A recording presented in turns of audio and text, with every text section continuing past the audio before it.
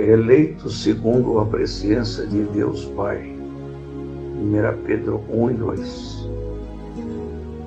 Amigo ouvinte, nós entendemos que somos pecadores salvos por Deus da sua ira.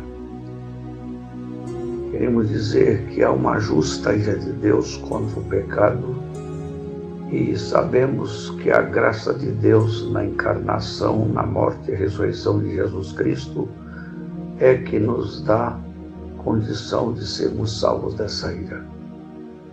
Sabemos do que fomos salvos, mas não sabemos como viver na época atual. Isso ocorre porque não entendemos completamente o que significa ter sido salvo para Deus. Quer dizer que realmente não entendemos a nossa adoção em Cristo. A Bíblia descreve em termos vívidos a relação que podemos ter com o nosso Deus, e essa relação parece ser algo bastante importante para nós.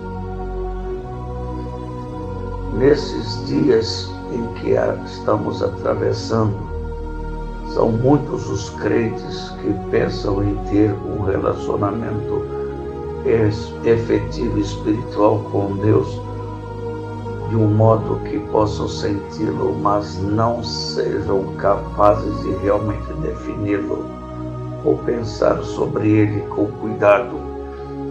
A verdade é que somos a raça eleita de Deus, o sacerdócio santo, o povo de propriedade exclusiva de Deus, embora tal eleição não exclua nenhum pecador do direito de pleitear a vida eterna. Mas em Efésios vemos uma definição clara do que Deus declarou sobre o nosso relacionamento pessoal com Ele. Se abraçarmos plenamente o que a palavra de Deus nos ensina sobre a questão de que fomos salvos, a estrutura, o conteúdo, os privilégios e as obrigações de nosso relacionamento com Deus, nossa experiência do Evangelho certamente será revolucionada. Amigo ouvinte, fomos salvos para Deus por meio da adoção. Quão grande é essa verdade sublime da adoção? Quando entendemos com clareza a doutrina bíblica da adoção, percebemos como ela deve afetar a forma como pensarmos no nosso relacionamento com Deus. Nosso Pai Celestial tem mostrado seu amor, sua graça e glória de forma singular pela adoção de filhos e filhas. O apóstolo Paulo começa a sua carta aos Efésios com um hino de louvor ao Deus e Pai de nosso Senhor Jesus Cristo. Ele louva a Deus por todas as bênçãos que temos em Jesus Cristo, seu Filho amado. Ele começa por revelar a doutrina da eleição e concentra-se nos fundamentos eternos das bênçãos de nossa salvação. Por muitos anos eu procurei conhecer essa preciosa doutrina, a doutrina da eleição.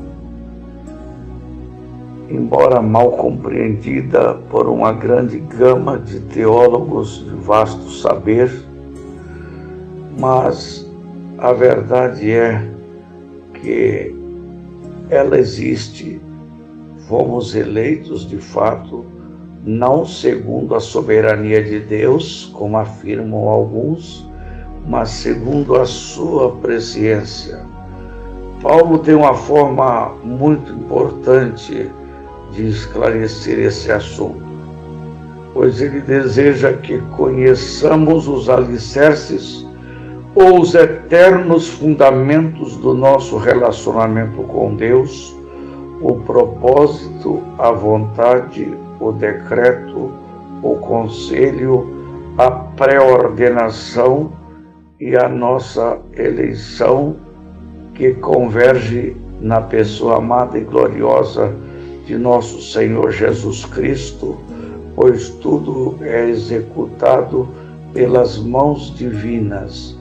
Deus colocou esses fundamentos lá na eternidade, do mesmo modo que alguém constrói um alicerce firme e profundo para levantar um arranha-céu de 58 andares, como as Torres Gêmeas, por exemplo, que foram implodidas.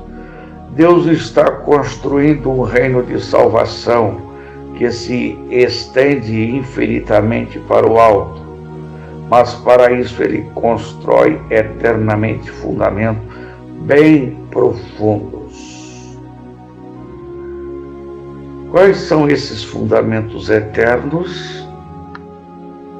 Bem, na base de seu relacionamento conosco, Deus deliberou várias bênçãos.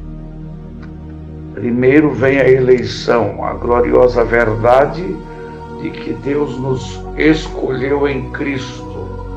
Ele nos escolheu para vivermos vida santa, para o perdão e para o conhecimento do mistério de sua vontade. Quem está em Cristo é automaticamente um escolhido de Deus, um pré-ordenado em Cristo.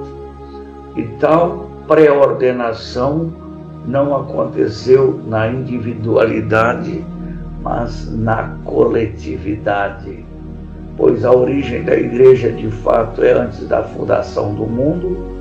Sua inauguração ocorreu no Pentecostes e o seu complemento dar-se-á no arrebatamento. Paulo extrai o termo adoção no contexto legal do Império de Roma. Nos dias de Paulo, a adoção era uma característica importante do mundo romano e não carregava nenhum estigma. Pelo contrário, era algo especial ter sido adotado. Isso significava que alguém importante tinha dedicado seu amor a alguém, adotando-o para ser seu filho e seu herdeiro. Devemos diferenciar a adoção da regeneração. Ambas estão relacionadas devido ao fato de precisarmos ao mesmo tempo da condição de filhos e filhas de Deus e de uma natureza transformada a fim de vivermos como tais. A nossa relação com Deus como filhos dele, filhos que possuem todos os direitos de um herdeiro, não se baseia em nossas justiças próprias. Ao contrário, a adoção é simplesmente uma mudança legal de status. Quer dizer, se você crê no Senhor Jesus Cristo, Deus concedeu-lhe o status de filho do Deus Altíssimo. Isso não depende de alguma devoção ou de algum sentimento que você tenha em relação a si mesmo, ou uma declaração legal, uma mudança de status. Da mesma forma, a adoção romana indicava uma ruptura radical com o passado. Todas as dívidas anteriores eram erradicadas e todas as bênçãos anteriores, todas as alianças anteriores eram apagadas. Uma pessoa adotada se tornava alguém completamente novo, assim como nós nos tornamos novas criaturas em Cristo.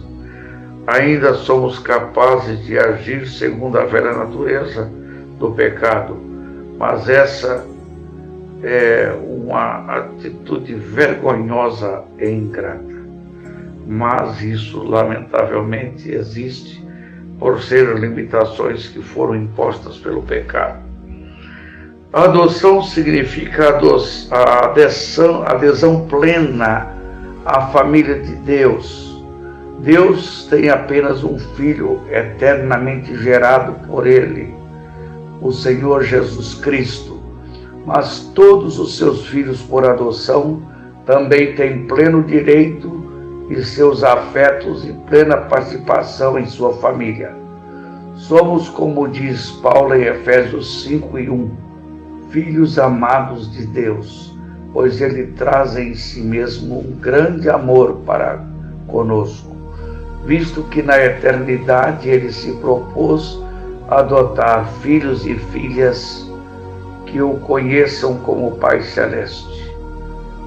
Podemos realmente saber que fomos amados e não membros de segunda classe dessa família.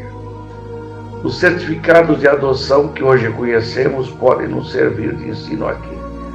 Um certificado legal de adoção do Estado brasileiro diz: o referido adotado terá todos os direitos de um filho e deve ser herdeiro dos pais adotivos e estará sujeito a todos os deveres de um filho. Assim também, como filho de Deus, pelo processo da adoção, temos todos os direitos e deveres dos filhos de Deus e somos herdeiros de Deus, co-herdeiros de Cristo, e a nossa vida mais do que guardada, escondida com Cristo em Deus. Que Deus, por sua graça, lhe abençoe rica e abundantemente. Amém.